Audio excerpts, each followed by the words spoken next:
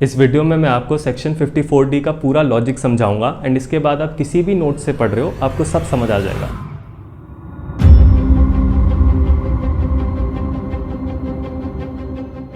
In 2022, 10,993 kilometers of highways were made. I am very happy today because our team has created one more world record. But wherever there is a shine, there is a shadow. 20 million people forced out of their lands. 70% of them not given proper compensation. Imagine setting up a factory over the years and suddenly वो बंद हो जाए। इतने सालों से जो undertaking establish करी compulsorily acquired.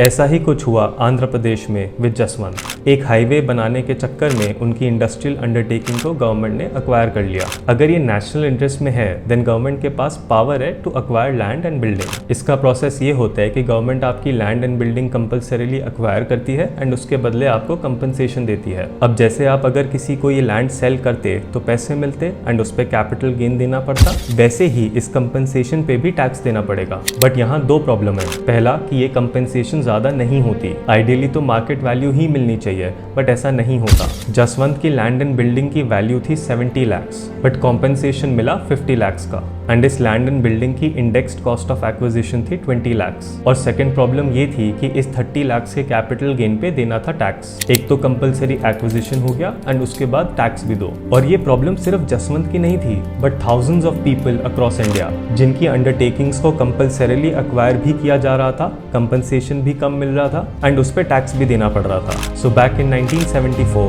Government came up with a solution, exemption from capital gain under section 54D।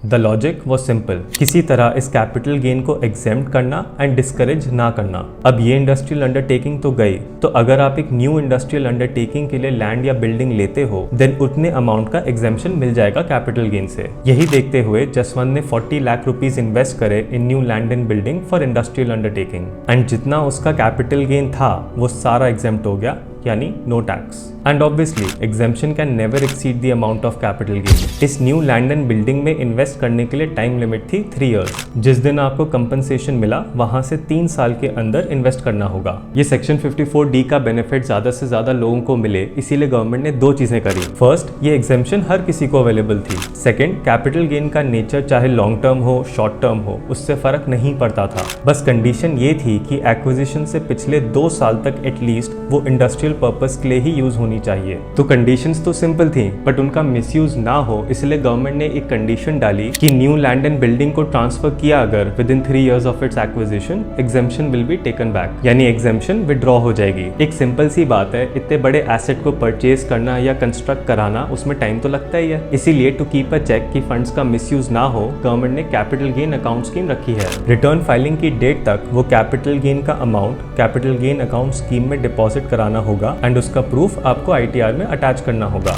ये पूरी कहानी थी सेक्शन 54D की। सो आई होप आपको ये पूरा कॉन्सेप्ट अच्छे से समझ आया हो एंड अगर आप किसी और टॉपिक पे एक वीडियो चाहते हैं then let me know in the comments down below and ऐसे ही और वीडियोस के लिए कंसिडर सब्सक्राइबिंग। बाकी मैं मिलता रहूंगा इसी चैनल पे एवरी थर्सडे एंड संडे।